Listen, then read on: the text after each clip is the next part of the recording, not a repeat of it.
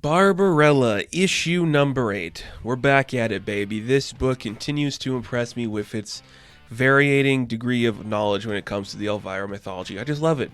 It's exactly what this character needs. And I think this book in particular, I say this almost every time, because it does this almost every time, but this issue I really feel in particular shows the importance of this character, especially in today's climate, because sometimes we have these leading men in our stories from the classic era of pulp and these heroic action stars, and there's just a certain level of indifference to their being for the rest of the world except for the person they're with. Elvira doesn't fit that bubble. She loves town, of course she loves town, but she loves the world, she loves the universe, she loves all the creatures and beings inside of it. And there's just something really positive about that we should explore and turn into great stories. And I want this book. I've been championing this book since day one. I want this book to be just like a top seller because it's the kind of book that deserves it. It's great science fiction. It's great mythology. It's just great stories about peace and love in a galaxy that's torn across from it. So in the end of the last issue, we're on the dinosaur planet where everybody's a single species. There's no variation in the sex on this species. They're trying to attack Barbarella. And her little group there is kind of like caught up in a trap. And she's like, oh, I know how we could get out of this. Because Tal kind of makes a joke about like her sex appeal not being all that she has. But she's like, it might not be all I have, but it's one of the most important tools at my disposal. So what do we get? Well, part of this book just turns into sex education via Barbarella. So she changes her outfit to look like she's a smart professor, and she starts talking about the history of the cells in the universe. And cells used to just like multiply by themselves. They made a direct copy. But then suddenly there's this one cell in the galaxy. Let's say his name's Bob. Bob had a mutation. He never really got sick, and he never really like decayed or corroded because of his existence. And because of that, he started to connect with other cells in a more spiritual level, essentially in a sexual level. So we see the page where like the cells are starting to reproduce, they're starting to fall in love, and then just kind of becomes a classic Barbarella thing like, hey, some species, there's more than one type of sex, and maybe there's just one sex in a species. It happens. But the idea is love was created because these cells learned that they could do more than just something for themselves. And you just see Barbarella's like, maybe your species didn't get the other sex, and that's okay, but that's cool. But now you know what love is. You can grow and learn from it. You can cherish love and have it as a part of you.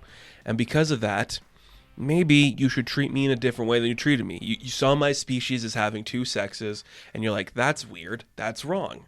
But you know what? You shouldn't like lock me up because I'm female or because I choose to use sex as an expression of love or I choose to use love as an expression of sex. You should, let me be free because I love. I just exude love. I love all beings, all creatures, all existence. And you shouldn't destroy me because of that. And you know what? The army kind of stops. They think about it for a minute. They're like, maybe you're right. So they head back to their base, and now everybody's got the chance to go. They don't really got enough power to get off planet, but they got enough to like kind of evade before the people come back, realizing, oh wait, Barbarella didn't do something right for us. She just kind of told us, hey, if we love, we could be free. So they kind of come back. So they try to evade, but their ship's not doing too well. It kind of crashes back onto the planet. And this is when we see that George has done all they can for him, and the dinosaur that they have on their trip kind of leaves, and we'll get back to that at the end here because it's kind of fun. Then we see a random soldier who kind of like shot them down, tries to stop them on like a tarmac somewhere. It's like, don't go anywhere. It's like, you can't go. And it's like, why not? He's like, well, because there's a warrant out for you. You're not allowed to leave. It's orders from the lady. She's like, okay, maybe I'm the lady though. And you see the guy's like, but the lady doesn't have like a weird pet. And Vox gets kind of upset. So Barbarella, not using her charm of love or sex, just punches the guy. And they get on their way. They find a nice spaceship to use. But we see who lands at the spaceport is none other than Victoria and Alexis. The two people at the beginning of the book that kind of sent Barbarella on this mission to kind of like stop this, this malevolence from happening.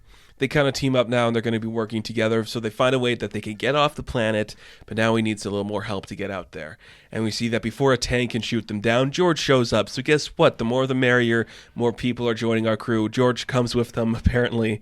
So now we got the Talon and Barbarella crew with Vox, and we got George here, who's a big dinosaur. Victoria and Alexis are here. Everyone is joining the Barbarella crew, and it's kind of fun. And that's this issue. You know, it's just like we're going to charm these people off with a history on sex. Then we're going to evade. We're going to get off planet. We're going to get people coming back to us. Kind of simple, but that's Barbarella. It's just building a nice mythology with this character without really corrupting the ideologies that she presents. And I think that's one of the most impressive things about this book is that it just presents Barbarella in such a positive and important light that it doesn't shy away from the parts of her that need to be important, that need to be presented this way. I adore it. I really do. It's one of the most impressive feats that this book has done is present itself in such a beautiful and interesting way. So it looks like we're really headed up now to fight the lady. We're going to be fighting the most intense woman in the world who's got Barbarella's face. We're finally getting to the crux of this story. I don't know if there's an end to this book in sight. I haven't really read the final moments of it or how many issues are left. I think next issue is the penultimate issue if I know the solicitations for it. I hope it comes back. I hope it comes back because this book has just been incredibly fun. And this issue in particular, there's a couple pages in this book that I'm just that is just perfectly understanding this character. Just seeing the way she represents herself. She's I've remained to be free because I choose to love. I do all these things. That's it. That's just nailing what this story is supposed to mean. And I think that's really beautiful. And again, I feel so bad when I say this, but Medebek Mustabekov's art is just so beautiful that it's almost weird it's in a Barbarella book. It shouldn't look as good as it does, and I love Barbarella. I will defend this character till the day I die. It's weird that this artwork is some of the best on store shelves. It just doesn't feel right to me because this book isn't getting as big sales as some books with worse art. It's amazing. But I love it. I love every second of this. And, well, simple story. Hey, we got a bigger crew headed off-world now. We got a dinosaur on our team. Pretty cool. I do like that, and I think it's very fun. So, Barbarella, issue number 8. I am going to give a 9 out of 10. Now, thank you guys for watching this review. Be sure to like and subscribe to the channel. As always, you can check me out on Instagram, TikTok, and Twitter. And as always, I will catch you guys in the next one. Have fun. Stay safe. Good luck.